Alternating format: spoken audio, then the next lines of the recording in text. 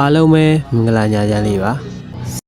ါဒီနေ့တင်ဆက်ပေးမယ့်ဇာတ်လမ်းလေးကတော့ရွာပြက်ထဲကမီးရိပ်နီပဲဖြစ်ပါတယ်ခင်ဗျာဇာတ်လမ်းလေးမစခင်မှာကျွန်တော်ရဲ့ channel ကို like and subscribe လုပ်ခဲ့ဖို့မေတ္တာအခံပါရစေခင်ဗျာတောင်ကြားလေးတစ်ခုထဲမှာလူတွေမေးရော်သွားကြတဲ့ရွာလေးတွေ့ရရှိခဲ့ဘူးလေအခုတော့အဲ့ဒီရွာကိုရွာပြက်လို့ပဲခေါ်ကြတယ်မြေပုံပေါ်မှာတော့နာမည်မကျန်တော့ဘူးလွန်ခဲ့တဲ့15နှစ်လောက်ကတည်းကရွာသားတွေအားလုံးရုတ်တရက်ထွက်ပြေးသွားခဲ့ကြတယ်လို့ပြောကြတယ်တချို့ကကယောဂါကြောင့်လို့ဆိုကြတယ်တချို့ကတထုတွင်တူဖို့အစိုးရကရွှေ့ပြောင်းခိုင်းတာလို့ဆိုတယ်ဒါပေမဲ့အသက်ကြီးတဲ့ရွာသားတချို့ပြောတဲ့စကားတစ်ခုတော့ရှိတယ်ညဘက်မီးရိပ်နီတော့မလိုက်နဲ့ကျွန်တော်အဲစကားကိုပထမဆုံးကြားဘူးတာလွန်ခဲ့တဲ့3နှစ်လောက်ကအဲ့ဒီတော့ကကျွန်တော်ကတစ်လုံငန်းအတွက်တောင်မော်ဒေတာကိုခဏခဏသွားနေရတဲ့အလုပ်သမားတစ်ယောက်တနေ့မှာကားလမ်းပိတ်လို့ရွာပြက်နားကတဲလေးတစ်ခုမှာညအိပ်ရတယ်တဲပိုင်ရှင်အဖိုးကြီးကညစာစားပြီးချိန်မှာတတိပေးတယ်ညတန်းကောင်ရောက်ရင်အပြင်မထွက်နဲ့ဘာဖြစ်လို့လဲမိနီအိမ်ပေါ်လာတတ်လို့သူပြောတဲ့ပုံစံကနောက်ပြောင်နေတာမဟုတ်ဘူးတကယ်အလေးနဲ့ထားပြီးပြောနေတာဒါပေမဲ့အဲ့ဒီအချိန်တုန်းကကျွန်တော်မယုံဘူးတစီတရေဆိုတာကြောက်တတ်တဲ့လူတွေဖန်တီးထားတဲ့ပုံမြင်တွေလို့ပဲထင်ခဲ့တယ်ည7:00နာရီကျော်တော့မိုးဖွဲရွာလာတယ်တဲအမိုးကိုမိုးဆက်ပြီးကြတန်တဖြောက်ဖြောက်ကြားနေရတယ်အိမ်မပြောသေးတာနဲ့စလိတ်တော့ကိုအပြင်ထွက်လိုက်တယ်အဲ့ဒီအချိန်မှာတောင်အောက်ဘက်အမှောင်ထဲမှာအနီရောင်အလင်းဆက်လေးတစ်ခုကိုမြင်လိုက်ရတယ်အစမှာတော့လူတစ်ယောက်ဓမီကိုအနီရောင်အဖုံးဆွတ်ထားတာပဲထင်မိတယ်ဒါပေမဲ့အလင်းကတနေရာထဲမှာငြိမ်မနေဘူးတဖြည်းဖြည်းချင်းရွေ့နေတယ်တောင်အောက်ကရွာပြက်စီအဲ့ဒီအချိန်မှာတဲတဲကအဖိုးကြီးအတန်ထွက်လာတယ်အဲ့ဒီဘက်မကြည့်နဲ့ကျွန်တော်လှည့်ကြည့်လိုက်တယ်အဖိုးကြီးမျက်နှာကဖြူပြော့နေတယ်မီးအိမ်ကြီးပဲဘယ်သူကင်ထားတာလဲအဖိုးကြီးကောင်းရမ်းတယ်အဲ့ဒါလူမဟုတ်ဘူးလေကတဖြည်းဖြည်းပြင်းလာတယ်တောင်ကြားထဲကနေမတိမတာငိုတန်းလိုတခုခုကြားနေရတယ်ကျွန်တော်နားဆွင့်မိလိုက်တယ်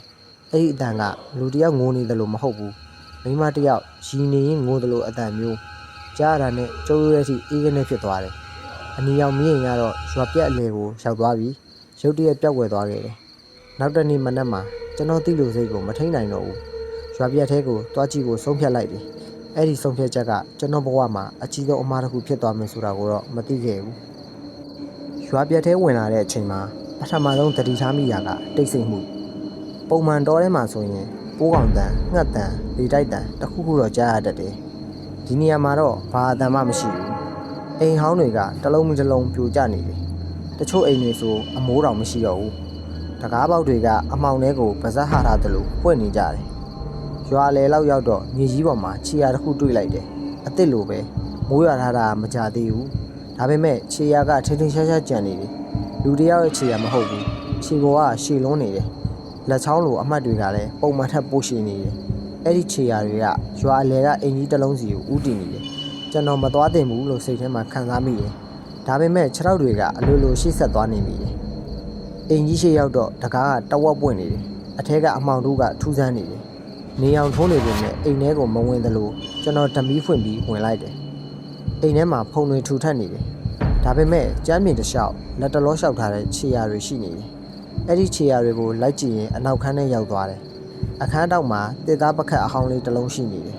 ထူးဆန်းတာကပခတ်ကဖြည်းဖြည်းချင်းလှုပ်နေတယ်လေမရှိဘူးအခန်းထဲမှာကျွန်တော်တယောက်တည်းပဲဒါပေမဲ့ပခတ်ကလှုပ်နေတော့မယ်ကျွန်တော်အနားတိုးသွားတယ်ပခတ်ထဲမှာဘာမှမရှိဘူးဒါပေမဲ့တခုခုရှိနေတယ်လို့ခံစားရတယ်အဲ့ဒီအချိန်မှာကျွန်တော်နောက်ကနေအတန်တစ်ခုထွက်လာတယ်ရှာတွေ့ပြီလားအတန်ကအရန်တိုးတယ်ဒါပေမဲ့နားနာကပ်ပြီးပြောလိုက်တယ်လို့ကြားရတယ်ကျွန်တော်ချက်ချင်းလှည့်ကြည့်လိုက်တယ်ဘယ်သူမှမရှိဘူးရင်ဘတ်ထဲမှာနှလုံးခုန်တန်ကတရုံးလုံးမြည်နေတယ်အဲ့ဒီအချိန်အိမ်ပေါ်ထက်ကနေခြေတံကိုကြားလိုက်ရတယ်တလန်း2လန်း3လန်းတယောက်ယောက်လမ်းလျှောက်နေတယ်လို့ဒါပေမဲ့အပေါ်ထက်လေကားကအစိမ့်စိမ့်မှောင်မှာကျိုးကျနေပြီလူတက်ဖို့မဖြစ်နိုင်တော့ဘူးခြေတံကတော့ဆက်ကြားနေရတယ်ပြီးတော့ရုတ်တရက်ရက်သွားတယ်တိတ်ဆိတ်သွားတဲ့စက္ကန့်ပိုင်းအတွင်းအပေါ်ထက်ပြတင်းပေါက်ကနေမျက်နှာတစ်ခုထွက်ကြည့်လာတယ်ဖြူဖြော့နေတဲ့မိန်းမတစ်ယောက်မျက်လုံးနှစ်ဖက်ကအနက်ရောင်အပေါက်ကြီးကိုဖြစ်နေတယ်သူမကကျွန်တော်ကိုစိုက်ကြည့်နေတယ်တစ်ချက်မှမျက်တောင်မခတ်ဘူးပြီးတော့ဖြည်းဖြည်းချင်းပြုံးလာတယ်အဲ့ဒီအပြုံးကိုမြင်လိုက်တဲ့အချိန်အဖိုးကြီးပြောခဲ့တဲ့စကားကိုသတိရသွားတယ်ညဘက်မီးအိမ်ကြီးလောက်လိုက်သွားတဲ့သူတွေပြန်မလာကြဘူးဘာကြောင့်ပြန်မလာကြလဲဆိုတော့ကျွန်တော်သိတော့မယ်ထင်တယ်ကျွန်တော်မျက်တောင်တစ်ချက်ခတ်လိုက်တဲ့အချိန်မှာသတင်းပေါက်ကမျက်နှာပျောက်သွားတယ်အပေါ်ဓာတ်ကိုဓမီနဲ့ထိုးကြည့်လိုက်တော့ဘာမှမရှိတော့ဘူး ဒါပေမဲ့စက္ကန့်အနည်းငယ်ကြာတော့အပေါ်ထက်ကနေတခုခုပြုတ်ကျတန်ကြားရတယ်အတန်ကအိမ်တစ်လုံးလုံးတုန်ခါသွားသလိုပဲထွက်ပြေးခြင်းနဲ့စိတ်ကတဖြည်းဖြည်းကြီးလာတယ်ဒါပေမဲ့ကျွန်တော်မထွက်ဖြစ်ဘူးအိမ်ထဲမှာဘာရှိနေလဲဆိုတာကိုသိချင်နေမိတယ်အနောက်ခန်းကိုပြန်လျှောက်လာရင်ကျမ်းပြင်ပေါ်ကစာအုပ်ဟောင်းတအုပ်ကိုတွေ့လိုက်ရတယ်ဖုန်နေတယ်အဖုံးကိုတိတ်လိုက်တော့မသွားနဲ့ဆိုတဲ့စကားလုံးတွေအနီရောင်နဲ့ရေးထားတာတွေ့လိုက်ရတယ်စာအုပ်အဖုံးကိုဖွင့်ကြည့်လိုက်တယ်အထဲမှာနေ့စဉ်မှတ်တမ်းလို့ရေးထားတဲ့စာတွေတွေ့တယ်မျက်နှာတော်တော်များများပျက်စီးနေပြီဒါပေမဲ့နောက်ဆုံးစာမျက်နှာကတော့ဖတ်လို့ရသေးတယ်ဒီညသူပြန်လာတယ်ရွာထဲကလူတိုင်းကြားတယ်အနီရောင်မီးအိမ်ကိုကင်ပြီးအိမ်တကားတွေကိုလိုက်ခောက်တယ်တကားဖွင့်တဲ့သူတွေပြန်မတွေ့တော့ဘူးဒီစာကြောင်းကိုဖတ်ပြီးအချိန်မှာအိမ်မြင်ဘက်ကနေခောက်တန်ကြားလိုက်ရတယ်ကျွန်တော်ရက်သွားတယ်အတန်ကအင်းရှိတကားစီကလာတာဒီရွာပြက်ထဲမှာလူမရှိဘူးဒါဆိုဘသူခောက်နေတာလဲခောက်တန်ကပုံမြန်လာတယ်ကျွန်တော်ဓမီကိုကန်ပြီးတကားနာတိုးသွားတယ်တကယ်ပေါက်ကအကွဲရလေးကနေအပြင်ကိုကြည့်လိုက်တယ်အစမှာဘာမှမမြင်ရဘူးဒါပေမဲ့နောက်တစ်စက္ကန့်မှာမျက်လုံးတစ်ဖက်ကအကွဲကြောင်းထဲကနေကျွန်တော်ပြန်ကြည့်နေတယ်အဖြူရောင်မျက်လုံးမျက်နှာမရှိဘူးကျွန်တော်နောက်ကိုဆုပ်လိုက်မိတယ်အဲ့ဒီအချိန်မှာတကားကဖြည်းဖြည်းချင်းပွင့်လာတယ်ကျွန်တော်ပိတ်ထားတာသိကြတယ်ဒါပေမဲ့တကားကသူ့ဘာသာသူပွင့်နေတယ်အပြင်မှာမီးအိမ်ကြီးကိုကင်ထားတဲ့မိမရက်နေတယ်ဒီတစ်ခါပိုနီးနေပြီမျက်နှာကိုရှင်းရှင်းလင်းလင်းမြင်နေရတယ်ပါးပြင်တစ်ဖက်ကစုပ်ပြတ်တက်နေတယ်နှာခမ်းတွေကပေါက်ပွဲနေတယ်လယ်ဘင်းမှာတော့ကျိုးရအမဲကြီးတစ်ပတ်လုံးရစ်နေတယ်သူမရဲ့မျက်လုံးတွေကကျွန်တော်စီကနေမရွေ့တော့ဘူးအဲ့ဒီနောက်သူမကမီးအိမ်ကိုကင်မြောက်လိုက်တယ်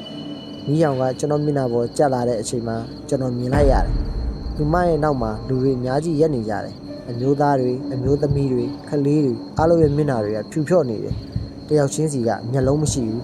သူတို့အားလုံးကျွန်တော်စိုက်ကြည့်နေကြတယ်အဲ့ဒီအုပ်စုထဲမှာလွန်ခဲ့တဲ့ရက်ပိုင်းကပျောက်သွားတဲ့တစ်ခုတ်သမားဦးစံထုံးကိုလည်းမြင်လိုက်ရတယ်သူအသက်ရှင်နေတယ်လို့မဟုတ်တော့ဘူးသူတို့တွေကတယောက်ဖြစ်နေပြီကျွန်တော်လှည့်ပြေးဖို့ကြိုးစားလိုက်တယ်ဒါပေမဲ့အိမ်နောက်ဘက်ကနေခြေတံတွေထပ်ကြားလာတယ်တယောက်မဟုတ်ဘူးအများကြီးပဲသူတို့တွေကအိမ်ထဲကိုဝင်လာနေကြပြီကျွန်တော်တကားပေါက်ဘက်ကိုအတင်းပြေးထွက်လိုက်တယ်ဒါပေမဲ့အပြင်ရောက်ချင်းခြေလမ်းတွေရက်သွားတယ်အိမ်တွေတပ်ပင်တွေလမ်းတွေအားလုံးပြောင်းလဲနေပြီခဏလေးအတွင်းမှာပဲပျက်စီးနေတဲ့ရွာပြက်ကအသက်ဝင်လာသလိုဖြစ်နေတယ်အိမ်တိုင်းမှာမီးရောင်တွေလင်းနေတယ်လူတန်တွေကြားနေရတယ်ကလေးတွေပြေးလာဆော့ကစားနေကြတဲ့အတန်ခွေးအောင်တန်နှင်းချက်တန်ကျွန်တော်မျက်စိရှိမှရွာပြက်ကရွာတရွာအဖြစ်ပြန်ပေါ်လာတယ်ဒါပေမဲ့တခုခုတော့မမှန်ဘူးလူတွေအားလုံးရဲ့မျက်နှာတွေကအယမ်းဖြူဖြော့နေတယ်သူတို့လမ်းလျှောက်နေပေမဲ့ခြေတံမထွက်ဘူးသူတို့ပြုံးနေပေမဲ့မျက်လုံးတွေမှာအသက်မရှိဘူးကျွန်တော်လမ်းမကြီးတိုင်းနောက်ဆုတ်လာရင်လူအုပ်ကြားတွေကမိန်းကလေးတစ်ယောက်ကိုတွေ့လိုက်တယ်အနီရောင်အင်ကြီးလေးဝတ်ထားတယ်အသက်16နဲ့18နှစ်လောက်ပဲရှိမယ်သူမကကျွန်တော်ကိုစိုက်ကြည့်နေတယ်ပြီးတော့လက်ဖက်မှောက်ပြီးတောင်ကုန်းဘက်ကိုညွှန်ပြလိုက်တယ်တခြားလူတွေကမလှုပ်ရှားဘူးသူမတစ်ယောက်တည်းကကျွန်တော်ကိုမြင်နေရတယ်လို့ပဲကျွန်တော်မသိစိတ်နဲ့ပဲသူညွှန်ပြတဲ့ဘက်ကိုရှောက်သွားမိတယ်ရွာနောက်ဘက်တောင်ကုန်းပေါ်မှာဇေဒီပြက်လေးတစ်ဆူရှိနေတယ်ဇေဒီပြက်အနားရောက်သွားတဲ့အချိန်ရုတ်တရက်လေပြင်းတစ်ချက်တိုက်ခိုက်လာတယ်ဒီဘက်ဝင်းကျင်ကမြင်ကွင်းအလုံးပျောက်ကွယ်သွားတယ်ကျွန်တော်ပြန်သတိရလာတော့ရွာပြက်ထဲမှာပြန်ရောက်နေပြီဒါပေမဲ့ဇေဒီပြက်ရဲ့အုတ်နေရာမှာစာကြောင်းကိုတွေ့လိုက်ရတယ်သူတို့ကိုမြေကြီးအောက်မှာရှာအုတ်နေရာပေါ်မှာလက်သေးနဲ့ချစ်ထားသလိုရေးထားတဲ့စာကျွန်တော်ဓမီထိုးကြည့်လိုက်တယ်ဇေဒီရဲ့နောက်ဘက်မှာမြေကြီးအရောင်မတူတဲ့နေရာတစ်ခုရှိနေတယ်မျက်ပြင်တွေမပေါက်ဘူးမြေသားကမဲနေတယ်တစ်ကိုင်းတစ်ချောင်းကောက်ပြီးတူးကြည့်လိုက်တယ်အစာပိုင်းမှာဘာမှမတွေ့ဘူးဒါပေမဲ့10မိနစ်လောက်တူးပြီးတဲ့အချိန်မှာတစ်ခုခုကိုထိမိသွားတယ်မြေကြီးတွေဖဲလိုက်တော့လူရိုးကောင်းတစ်လုံးပေါ်လာတယ်ကျွန်တော်ရင်ထဲအေးဆက်သွားတယ်နောက်ထပ်ဖဲကြည့်လိုက်တယ်နောက်တစ်လုံးနောက်တစ်လုံးနောက်တစ်လုံးအရိုးကောင်းတွေဇက်တိုက်ပေါ်လာတယ်လူတစ်ယောက်နှစ်ယောက်မဟုတ်ဘူးဒါနဲ့စီချီရဲရွာသားအလုံးရဲ့အယိုးတွေအဲ့ဒီအချိန်မှာကျွန်တော်နောက်ကနေမိမတစ်ယောက်ငိုတန်ကြားလိုက်ရတယ်လှည့်ကြည့်လိုက်တော့မီးအိမ်ကြီးကင်ထားတဲ့တရေမှဒီတစ်ခါတော့သူ့ကြောက်စရာမျက်နှာနဲ့ရက်နေတယ်မျက်ရည်တွေလည်းကျနေတယ်သူမကဇီဒီပြက်ဘက်ကိုလက်ညှိုးထိုးပြတယ်ကျွန်တော်ဓမီနဲ့ထိုးကြည့်လိုက်တော့ဇီဒီပြက်အုပ်ကြားထဲမှာတန်မူးဟောင်းတစ်လုံးမြုပ်ထားတာတွေ့လိုက်ရတယ်ဖွင့်ကြည့်လိုက်တော့စာရွက်အဟောင်းတွေရွာသူကြီးရေးထားတဲ့မှတ်တမ်းလွန်ခဲ့တဲ့15နှစ်ကရွာမှာထူးဆန်းတဲ့ကူးစက်ရောဂါတစ်ခုဖြစ်ပွားခဲ့တယ်လူတွေတယောက်ပြီးတယောက်တည်ဆုံးလာကြတယ်ကြောက်လန့်သွားတဲ့ရွာသူကြီးနဲ့ရွာသားတို့ချုပ်ကအယူမှုဆုံးဖြတ်ချက်တစ်ခုချခဲ့တယ်ယောဂဖြစ်နေတဲ့လူတွေကိုရွာအပြင်မထွက်နိုင်အောင်ပိတ်ထားခဲ့တယ်အကူအညီမခေါ်ခဲ့ဘူးစေဝါမရှာခဲ့ဘူးနောက်ဆုံးမှာတော့ရွာသားတွေအားလုံးတည်ကုန်ကြတယ်အနီရောင်အင်ဂျီဝတ်မိန်းကလေးကတော့ရွာသူကြီးရဲ့သမီးသူမကအမှန်တရားကိုဖော်ထုတ်ဖို့ကြိုးစားခဲ့ပေမဲ့အသက်ခံခဲ့ရတယ် မီးအိမ်ကြီးကင်ထားတဲ့တရေမဆိုတာသူမပဲ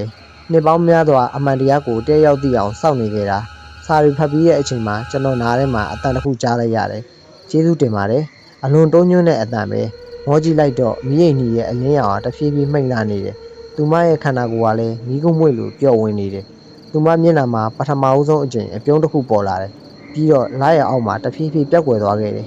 အဲ့ဒီနောက်ပိုင်းရွာပြက်ထဲမှာမီးအိမ်ကြီးပေါ်မလာတော့ဘူးဒါပေမဲ့တောင်ပေါ်ဒေသကိုသွားတဲ့အခါတိုင်းတချို့ညတွေမှာလေထဲကနေမိန်းကလေးတစ်ယောက်ရည်တံကိုကျွန်တော်ကြားနေရဆဲဝမ်းနေတဲ့အတန်မဟုတ်တော့ဘူးလွတ်မြောက်သွားတဲ့သူတစ်ယောက်ရဲ့အတန်မျိုးဖြစ်ပါတယ်ဇလန်းလေးကိုအဆုံးထိလိုက်ပါနားထောင်ပြီးတဲ့အတွက်အားလုံးအထူးပဲကျေးဇူးတင်ရှိပါတယ်ကျွန်တော်ရဲ့ channel လေးကို like and subscribe လုပ်ပြီး